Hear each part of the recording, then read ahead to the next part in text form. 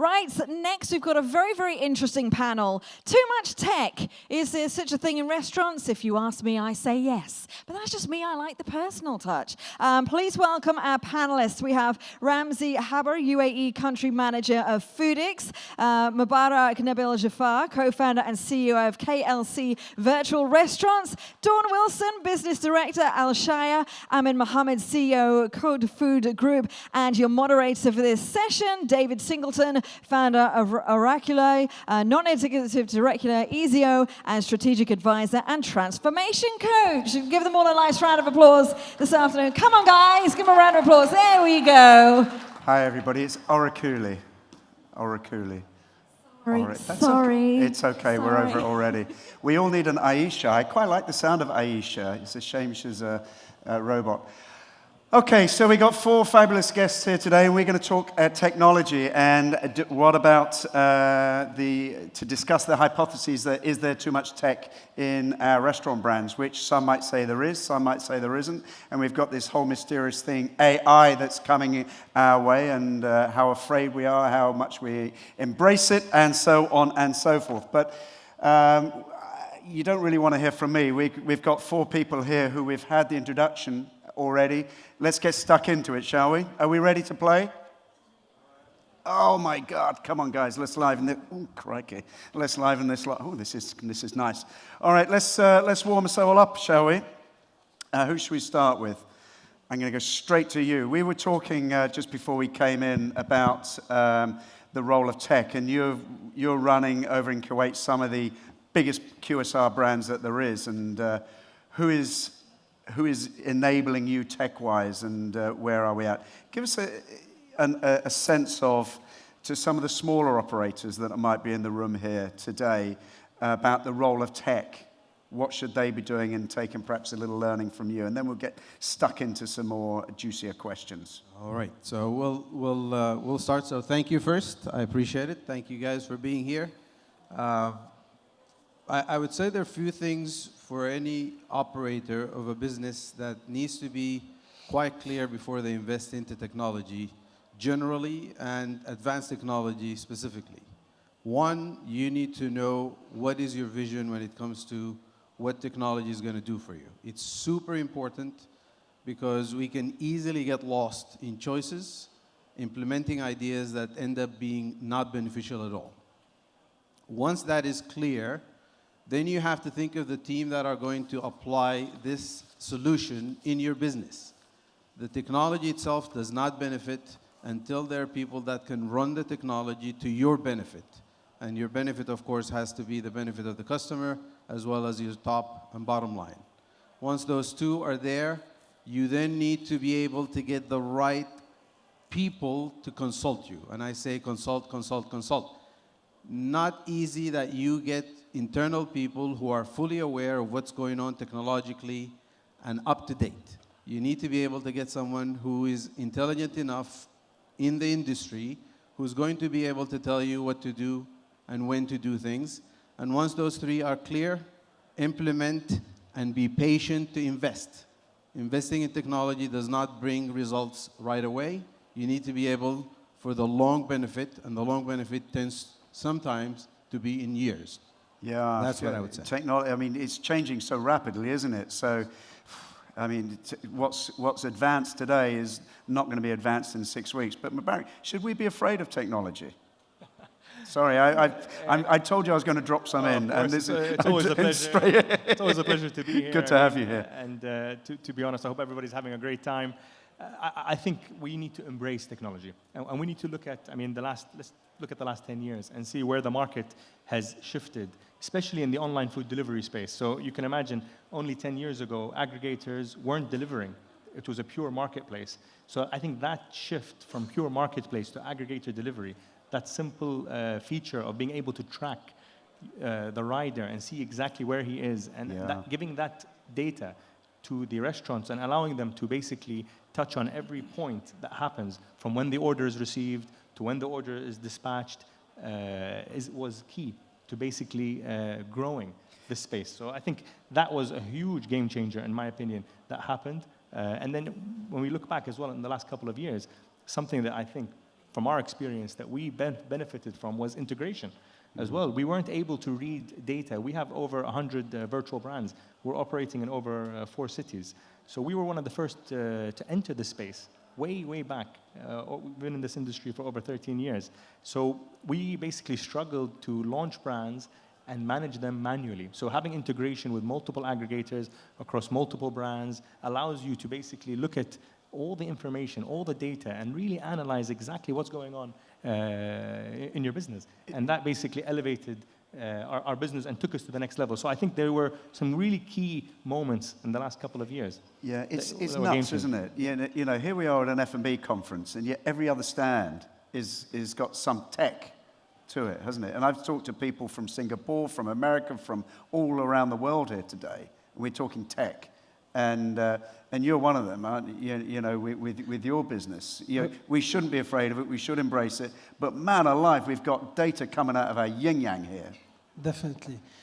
First of all, I would like to say that I'm honored here with incredible peers. And Mubarak is one of, he didn't say, but he's using FoodX as well. So this is a good thing.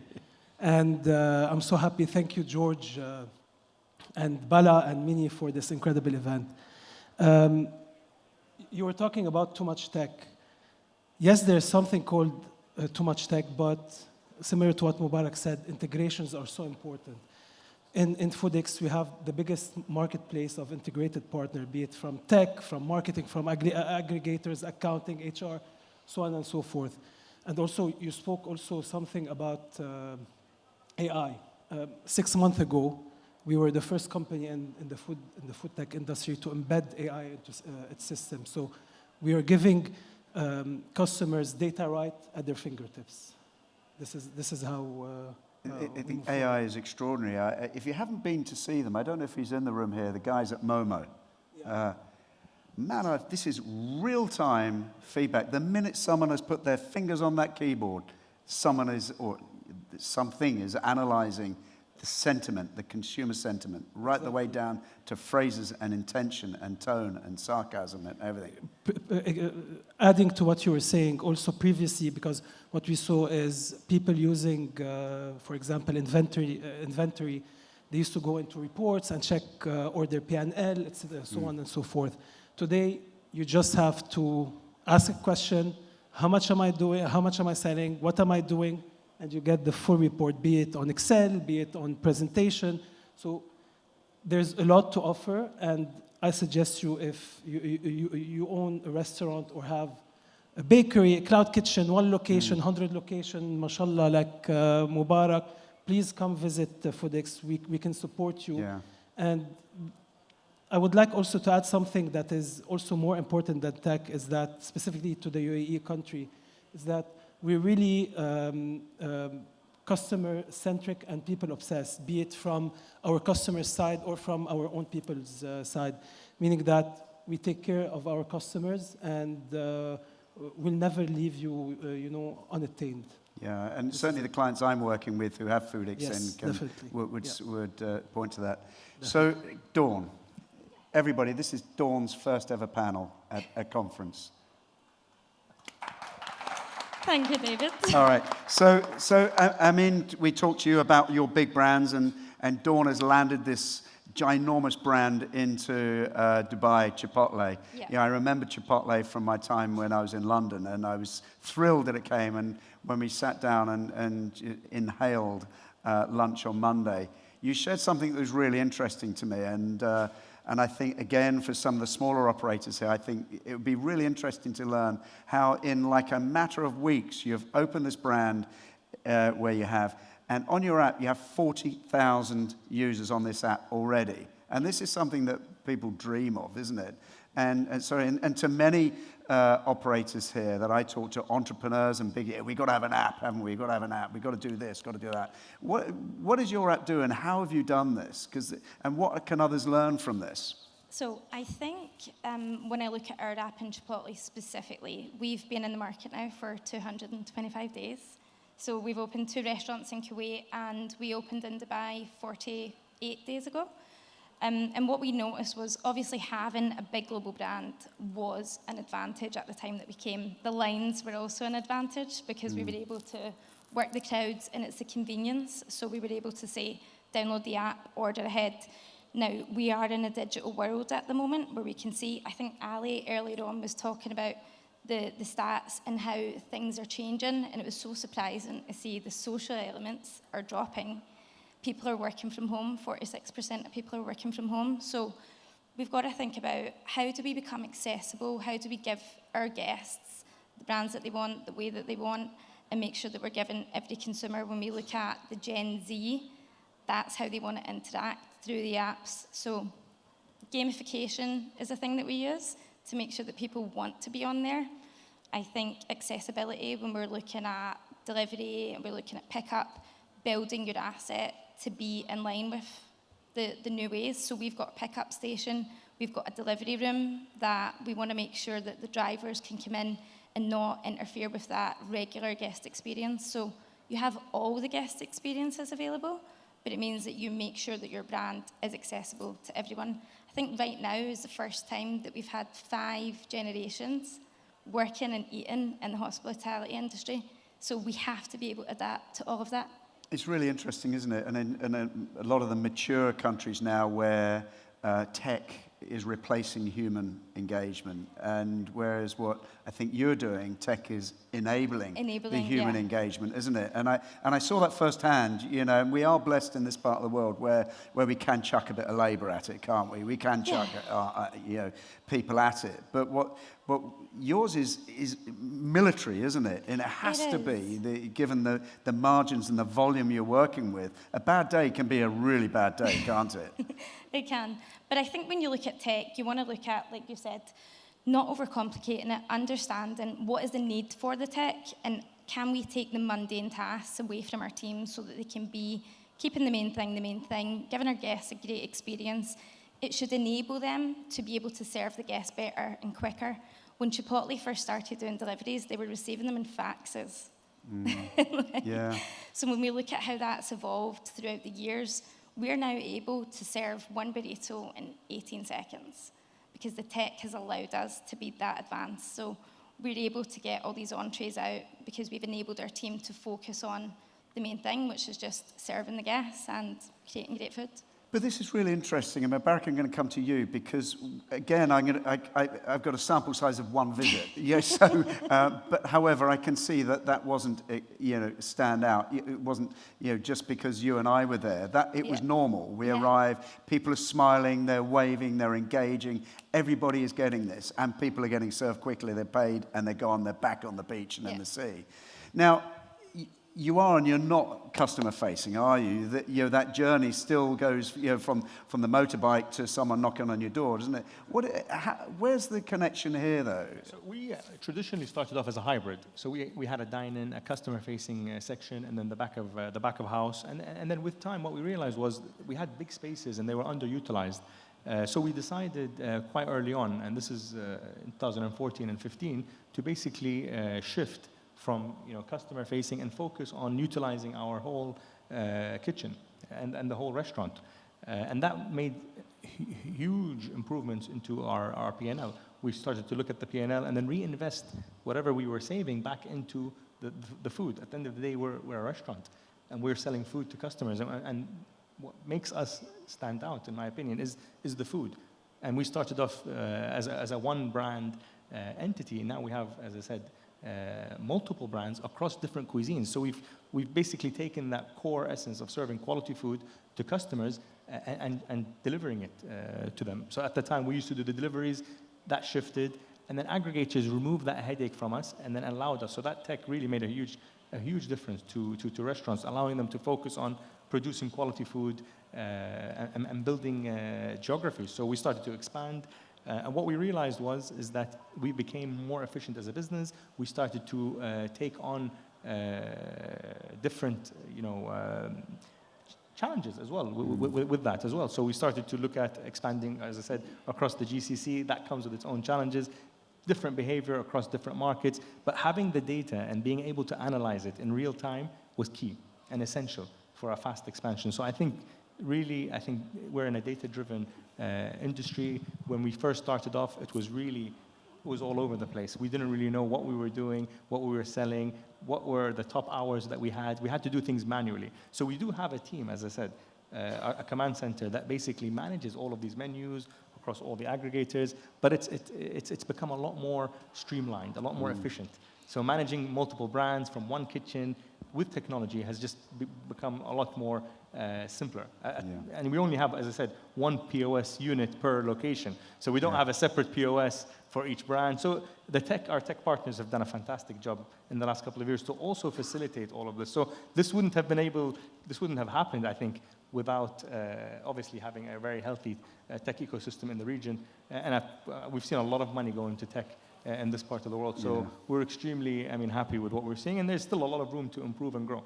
Yeah, I always say we're at the base camp of wherever we are. And if we're visionary leaders like you, we're only going to grow. We're only going to get more efficient and become stronger leaders in whatever it is we're doing. What's next? That these guys aren't expecting to happen if they're using Foodix or whether they should be using Foodix. I can't say what's next because it's in the pipeline now. But come on! No, really, because we're friends here. No one's going to say anything. I mean, it's within you'll hear it within a couple of months. But what I can say other than AI is to look at payments, which could be palm recognition, facial recognition. This is what's coming. This is hopefully yes what's coming.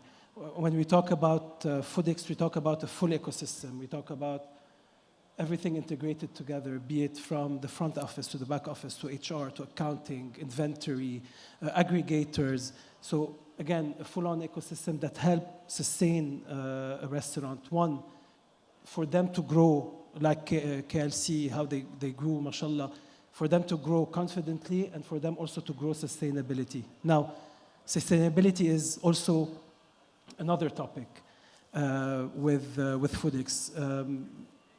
At Foodix, specifically regarding our AI and about our inventory, we help really restaurants to help them sustain on the long run, meaning reduce waste, no more yield, remove any papers. So that's why we have the KDS. So on and so forth. So yeah, this is mainly what's next. Yeah, it's interesting. I was just talking to Andreas earlier. I don't know if he's here or not, but it's about how can we create a restaurant? I mean, sustainability is given. Let's not talk about it anymore. Let's just be sustainable. Let's have a zero waste mentality in our businesses. Let's be as efficient as we possibly can. Exactly. And also, I would like also to add a few things. Is that being sustainable is, a two-way project. From a tech perspective, yes, the system works perfectly fine, but also from a restaurant perspective, be it from an operations manager or director or someone from their back office, as much as you feed the system data, the system feeds you.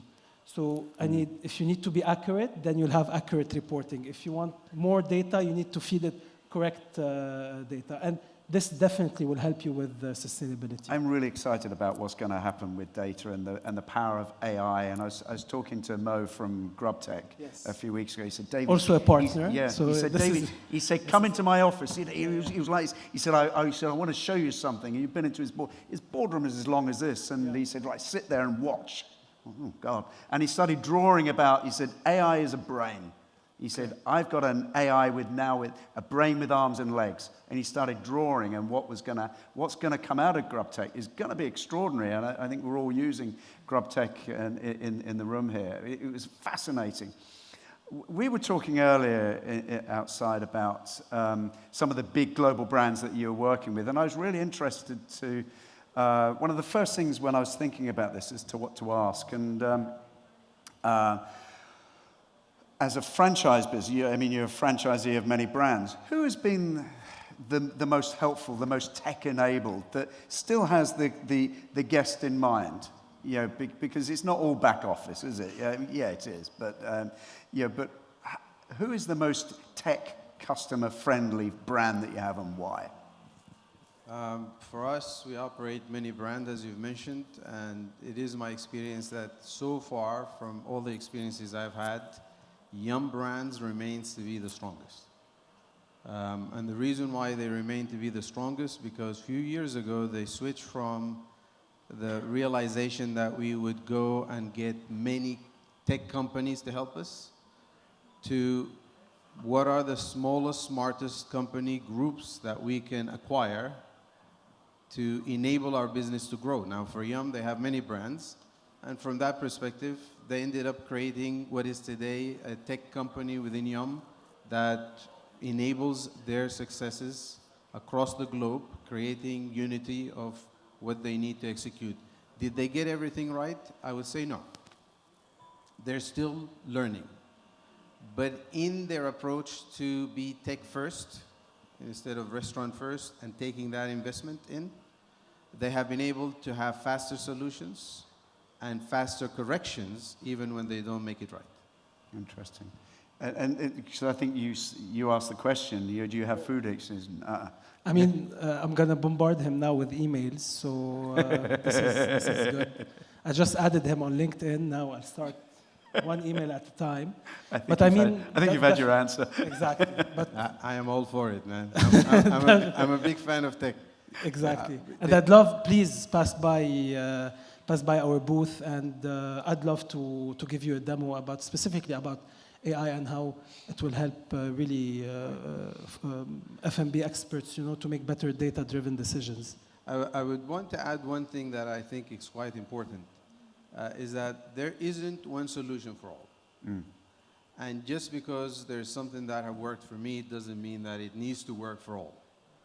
And the journey of your business, the size of your business, the complexity of your business demands the type of solution you need to go for. Not everybody needs to invest $10 million on a Rolls-Royce piece of technology until you get to that size. For now, you may want to get an iPhone type. That is super important because technology for us in this industry is an enabler of success, not the success. I think that's very important for everyone to realize. Technology enables us to be more successful. What is the type of technology that you need at this time, long-term, or short to long-term, that needs to enable you from 10 locations to 20, from 20 to 200, because 200 looks different than 2,000. And that is super important in this case. It's really interesting. I'm just conscious of time. We've only got 20 minutes left. No, we don't. I'm only joking, guys. We're all of a certain age, heaving into our late 20s and 30s here now. And if you take your brand, Dawn, where wherever you look in your brand, something is tech-enabled. Yeah, you're talking about how faster we're cooking the chickens, for example. The time you're taking over cutting stuff, And you've got a bunch of young kids running this place. They're barely born, and they're working in one of your places. How complex is it for them to embrace the technology in the restaurant and still be smiling and being gorgeous and all of that? Is it different to how it used to be when you're in other brands? I think it's definitely different, and it evolves as we go. And as you said, every restaurant doesn't need the highest tech that's out there. But we do have to understand, first of all, what is the need for your business, and then work back. So we use the stage gate process, and we look at what is the problem that we're trying to solve, and then how do we solve that with tech. So the main goal is to take mundane tasks off the team to let them be able to do their job better. Chipotle, at one point, it was taking 30 minutes to get an entree at peak. It can take 18 seconds, and that's because we've assessed it, added in a digital make line. We've got the KDS, which is built so that the team don't even have to read. It mirrors what they're doing. So all of these steps, even your payment integration, like just not typing in the amount, that saves another 8 seconds off of that transaction. So everything that you're doing must be with intent, and it needs to be tested, and at every single stage. So a safe environment, when we were launching our KDS, we had a safe environment in the office where we'd done loads of testing. Then when you get into the restaurant, you want to test it in one restaurant, get lots of hands and eyes on it from operations, from your tech team, but you need to have everyone there getting all the feedback, and at all these checkpoints, you're either making a decision to move ahead with it or adjust it, but always having the main thing in mind. What do you want to solve here, and how can you solve it? It's fascinating, isn't it? I mean, I remember when I was running restaurants, well, I wasn't, other people were, but to implement a new system, I mean, oh my life. Yeah. You know, it took a lifetime to implement something, and now we have to have technology within our business. So I would offer. Is there too much? You go around the exhibition stands here, which is excellent. I mean, you want all of it, don't you? Yeah. Such as that. What can you have? We've got to make sure the guest is looked after. We've got to make more money. Employees have got to be happy. They've got to stay for longer. Shareholders have to be satisfied. And what is the tech solution for all of that? Even from a training perspective, when we think about the way people learn now, like TikTok, the kids are on TikTok, and it takes 45 seconds for them to learn. We don't want to have these long training videos. We want to give them micro-learning. We want to make sure that we're communicating with our team efficiently in the way that they want. So that would be my advice. I've got loads of questions here, but I'm going to point to the amassed crowd with jaws dropped to their chins. If they've got any questions. I love the fact there's a hand straight up over here. So let me come to you. And we've got 5 minutes left, so short and sweet, please, guys. I hope it's not for me, because Danny used to be my ex-boss. This is your ex-boss? Come on. It's actually a question to the panel. Give us something about him. Only good things. No, the question is actually to the panel. Given the rapidly evolving tech space in F&B, what's everyone's views on an all-in-one solution versus having specialized software in different aspects of a restaurant? Okay, we can pick one, so we got other questions, okay? I think you should answer this. Used to be individual solutions. Today I'm more into all-in-one, given the complexity of what's coming. I believe businesses, as they grow, and my business is over 300 restaurants, 5,000 employees, the complexity of managing different pieces of technology will get worse until and unless I'm able to get more concise solutions that can serve the majority of the business seamlessly. And so I am more into a bigger box that can serve the majority of the business as big as possible. Yeah, that would make sense from an efficiency standpoint, wouldn't it? Good luck with that. Whew. Who's next? Any other questions? You guys are shy today. What's going on? Any other perspectives to that question? Because I thought it was a really interesting question. Let me answer Danny now. I mean, similar to what he was saying, there's no right answer. Depending on your operations, depending on how much you want to scale, depending on how big is the team. So literally, there's no right answer. And this is why in Foodix, we have the biggest marketplace, again, in the region, to have people similar to Sapi integrate with us, because we do have a lot of people. They're using our front end, but using Sapi as the back end, because Sapi is a very in-depth, detailed inventory management software. We also have people that want to have specific accounting services. We do have our own accounting, but let's say they're used to QuickBooks or Xero, then we can offer them this. So having an all-in-one, yes, we do have clients that use Foodix in all aspects of Foodix product, but also we have multiple restaurants that are using Foodix and our tech partners. But it's about how we can integrate all these tools. If we think about, I think, Dawn, you mentioned, if we think about our customer journey, correct. You know, it starts when I wake up in the morning and I think about what I'm going to have for lunch. Correct. You know, and if I can integrate my tech in that journey seamlessly with purpose. So in Foodix, everything is integrated seamlessly. Sure. From The point of It wasn't an sale- opportunity for a sales pitch, but go Exactly. for it. Then, but I'm telling you this. But I mean, I get your point, because when we talk with the customers, they say, okay, I'm going to use multiple fronts and multiple devices. I said no.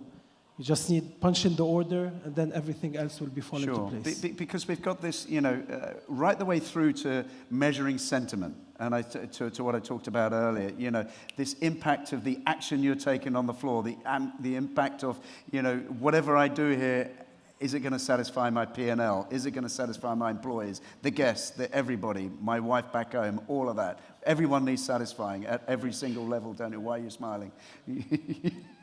So, any more questions? We have a question. Right at the very back. quickly, please, because we've literally got 60 seconds left, and we are late for lunch, and I know people are hungry. Thank you. So I have two questions. Technology, very fast. Okay. Now with having all-in-ones and technology there, how can we keep the brands different than each other? I go to a restaurant and I see them similar, exactly the same everywhere you go, and it seems just a copy here and there. Are we losing the brand's identity in some of these places? I think those brands, can I answer this? Because I think those brands with authentic leadership are going to protect their guest. They're going to protect their brand, aren't they? And the technology is enabling whatever it is that you want for your brand, right? 100%, yes. There's quite an interesting thing that we actually saw, because we basically have a lot of brands in similar cuisines, and people enjoy ordering the same things but from different places, and that's just human behavior. Yeah. So, I mean, if you tried a really nice pizza at a restaurant, sometimes you would like to have something quite similar with some slight differences, but people in general like a certain taste. And that's what we're seeing as well. So with the rise of online food delivery, it's created a market where basically you can have similar products, but as long as you're getting something slightly different in each brand, but the food is consistent, the quality is there, the food's getting delivered on time, you're going to be a happy, satisfied customer. And if you look, I mean, in the last 5 years, 6 years, whatever you were ordering 6 years ago, it's completely different than what you're ordering today, with the exception of the big brands that have a lot of brand equity, and these brands spend a lot of money on marketing to basically remind you of their brand. So I think what we're seeing is you have, brands that have brand equity, and then brands that basically live in the aggregator world when it comes to, our space. Well, Mubarak, I finished on time. You took us over time, brother. It was an interesting question. I had to. It was a very interesting question. You should have answered it early. Thank you so much, everybody. Thank you guys so much. Thank Thank you to our wonderful panel.